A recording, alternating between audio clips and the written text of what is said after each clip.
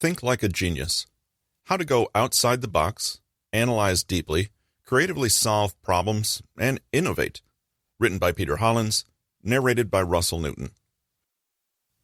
Albert Einstein is the world-renowned German physicist and mathematician who won the Nobel Prize in 1921 for his work on the photoelectric effect. Now considered one of the most influential scientific theorists in history, Einstein was known for being a deeply inquisitive and curious person.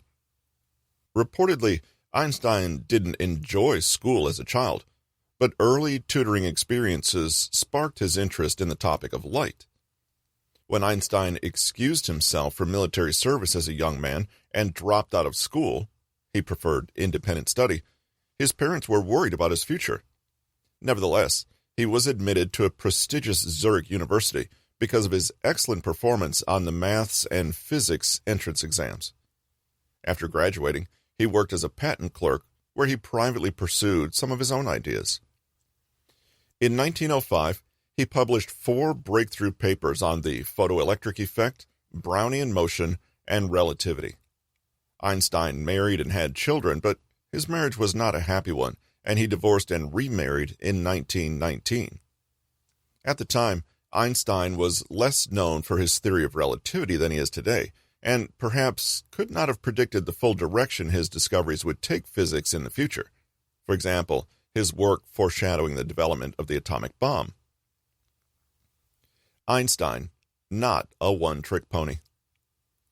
Surprisingly, or perhaps not, the most notable scientist of the 20th century was also known for taking time out of his research to play the violin.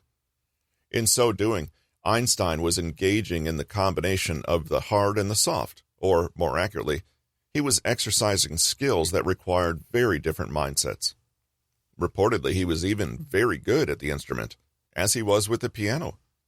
But while sawing away on the violin during his breaks, Einstein actually arrived at some breakthroughs in his research and philosophical questionings. Allegedly, one of these musical sessions was the spark for his most famous equation, E=mc². Knowing what we do about how true genius sees the world, this shouldn't surprise us. Einstein came up with the term combinatory play to describe the intangible process in which his favorite pastime led to ideas that revolutionized the whole of scientific thought. He explained his reasoning, as best he could, in 1945 in a letter to French mathematician Jacques S. Hadamard. My dear colleague, in the following, I am trying to answer, in brief, your questions as well as I'm able. I'm not satisfied myself with those answers, and I am willing to answer more questions if you believe this could be of any advantage for the very interesting and difficult work you've undertaken. A. The words or the language, as they are spoken, do not seem to play any role in my mechanism of thought. The physical entities which seem to serve as elements in thought are certain signs and more or less clear images which can be voluntarily reproduced and combined. There is, of course, a certain connection between those elements and relevant logical concepts. It's also clear that the desire to arrive finally at logically connected concepts is the emotional basis of this rather vague play with the above-mentioned elements. But taken from a psychological viewpoint, this combinatory play seems to be the essential feature in productive thought, before there's any connection with logical construction in words or other kinds of signs which can be communicated to others. B. The above-mentioned elements are, in my case, of visual and some of muscular type.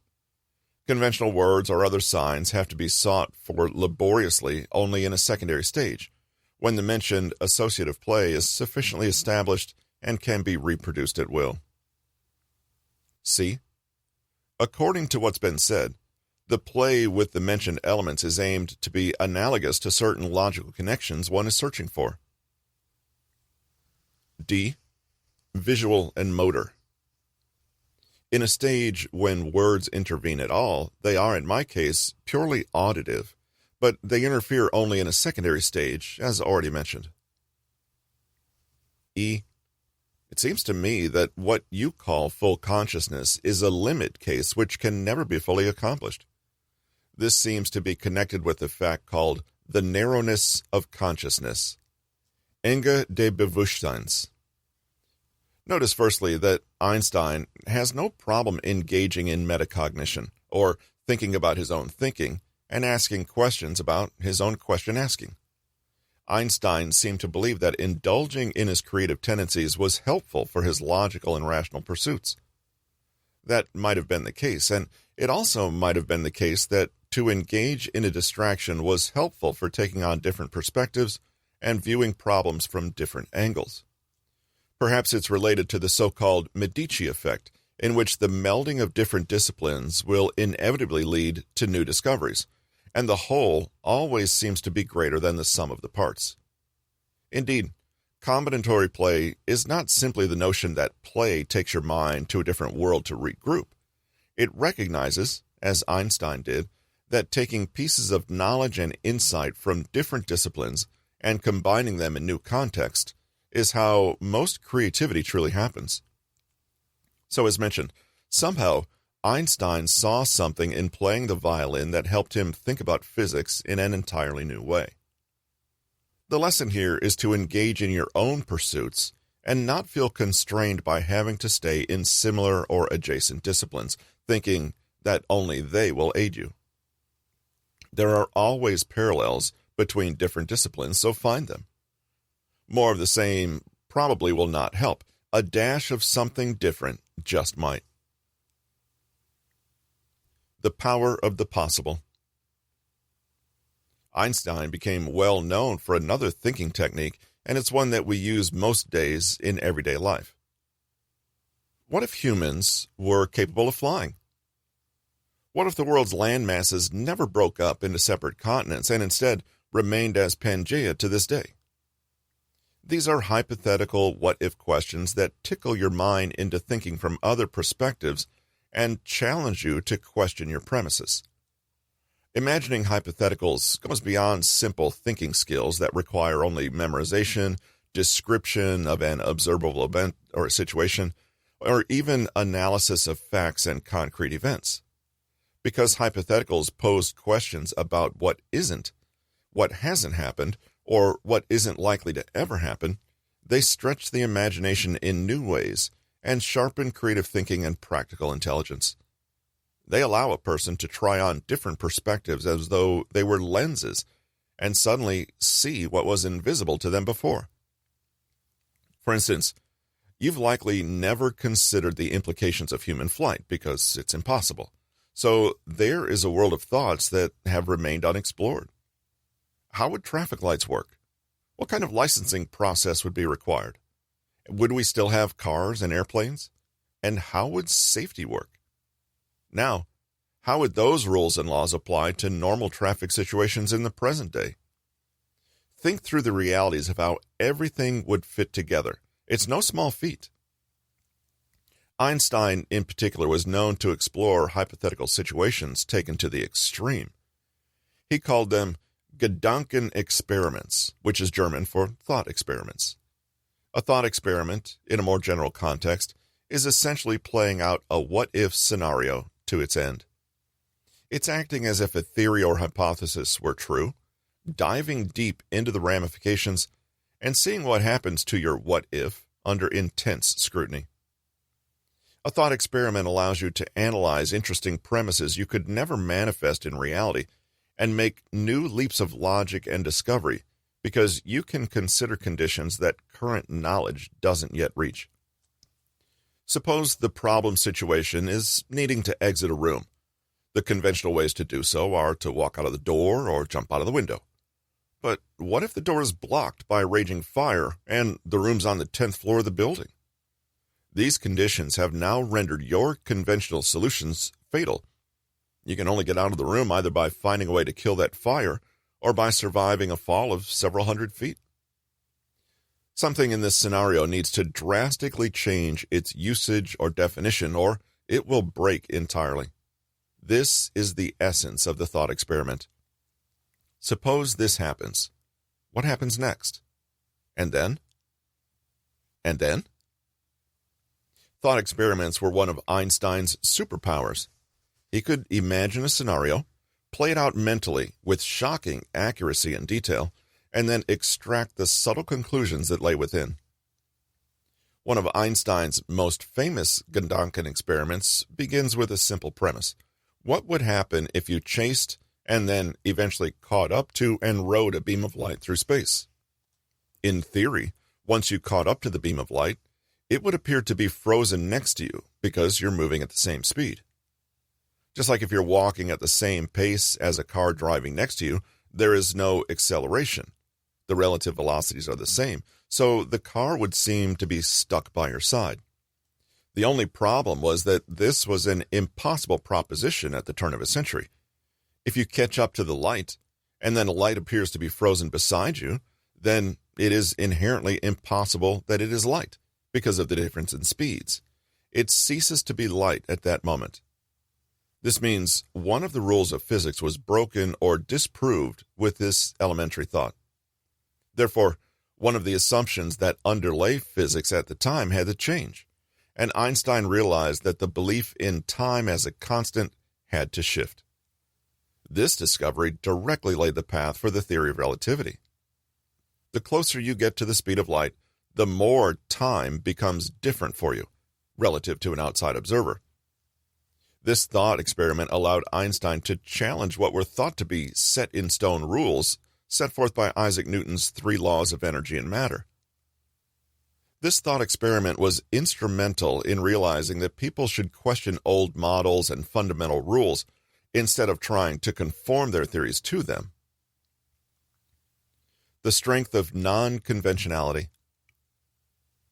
Let's return now to the genius traits we mentioned in the previous chapter and see how Einstein measures against them. As we saw above, many of Einstein's great eureka moments came from his being a polymath, or cross-pollinating ideas from one area to another, in this case, music and physics. It's probably quite obvious that another of Einstein's strengths was intellectual curiosity, lust for learning, and insatiable desire to keep asking questions.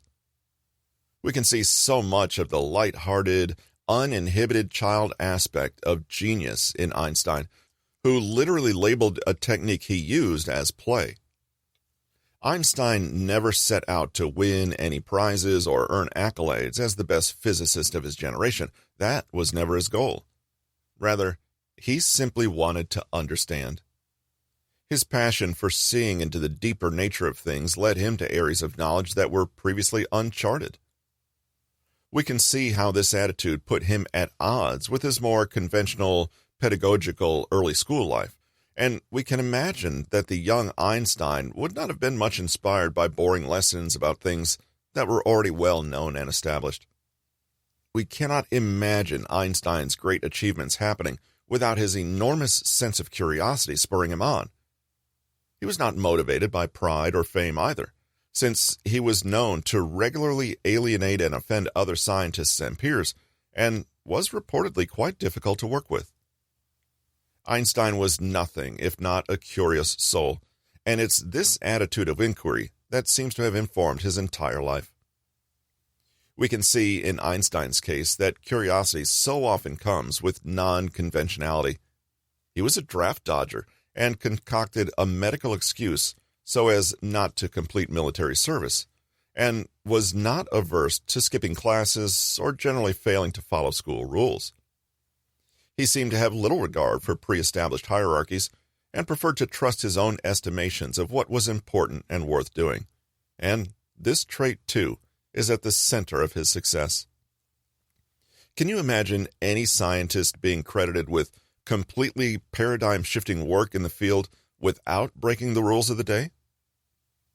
We know and love Einstein today as a fiercely smart, independent thinker who greatly advanced the human scientific endeavor. But we need to remember that Einstein was just a man who, at one time, saw his own vision only dimly and worked on his pursuits with no guarantee of where they would lead. The one thing that can motivate a person through such a path? Endless curiosity. We can imagine that Einstein would have been fulfilled even if he'd never won any awards and died completely unknown. Takeaways. Einstein's genius traits included curiosity, having broad areas of interest, i.e., being a polymath, and a refusal to bow to convention. Einstein is known today as one of the 20th century's most influential scientific thinkers, and was considered by many to be a genius in both mathematics and physics. He won the Nobel Prize for his work on the photoelectric effect, but he's best known today for his groundbreaking theory on relativity and his famous E equals mc squared equation. Einstein coined his own term for the kind of playful, free-form connections he'd make between different topics and ideas, combinatorial play. By putting two unrelated ideas together to create something new, Einstein often solved problems, came up with creative new ideas, or opened new avenues of thoughts to pursue. The game of what if is another way to flex the curiosity muscle and bring freshness and novelty to conventional thinking. By running hypothetical situations and thought experiments in his mind, Einstein satisfied his thirst for learning and understanding and accessed new insights that were beyond conventions at the time. Einstein was a polymath and had a broad range of interests rather than one narrow focus. He played violin and piano and had some of his best new ideas during play. This kind of broad-mindedness and diversity of interest promotes intellectual agility and wide-ranging, flexible perspectives. Einstein was also non-conventional and worked independently, regardless of the established rules that surrounded him in early life. This allowed him to engage in truly independent ideas and contribute something entirely different to the field. We can see in Einstein's case that non-linearity and thought, insatiable curiosity, and a wide range of interests were not just helpful to his success, but essential. We can follow suit by freely engaging in interdisciplinary play and what-if games in the areas that grab our intense interest. Though conventions may occasionally be useful, the best territory to explore is that which is uncharted. To be more like Einstein, we can think of ways to break down artificial limits and categories in our own thinking and blend concepts and ideas together freely. Can you think of a way to combine two of your interests to produce a third, completely new idea? This has been Think Like a Genius: How to Go Outside the Box, Analyze Deeply, Creatively Solve Problems, and Innovate. Written by Peter Hollins, narrated by Russell Newton. Copyright 2021 by Peter Hollins. Production copyright by Peter Hollins.